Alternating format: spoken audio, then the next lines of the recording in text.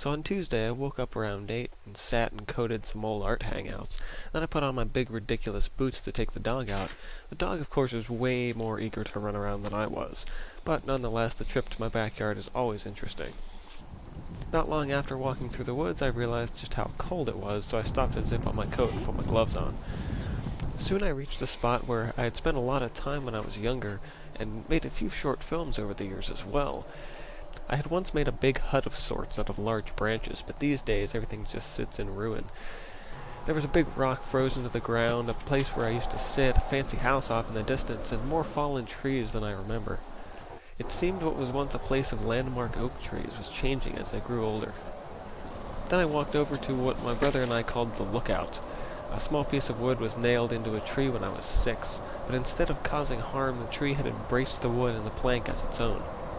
It made me think about how sometimes things in our lives happen that maybe don't belong there, but we embrace them, learn to live with them, and live around these things. I then found the spot where the vine swing was many years ago. It appeared that after our original vine had long fallen, someone had made a new one in its place. This is probably a mistake. Of course I had to try it, but it was slightly more terrifying than I remember. Then I came across a beer can which had been there even longer than we moved into our house. I remembered how we found one of them long ago that said, "Number 99, one more to go." By this time my face was freezing, so I started to head back.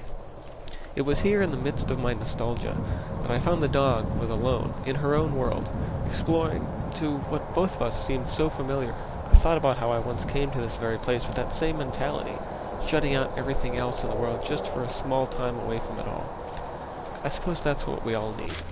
Time to play, to be ourselves away from schools, jobs, and other responsibilities. As I returned inside, I thought maybe, just maybe, I haven't forgotten about my teenage adventures. Instead, I found a new place to build these worlds. John, thanks for the inspiration.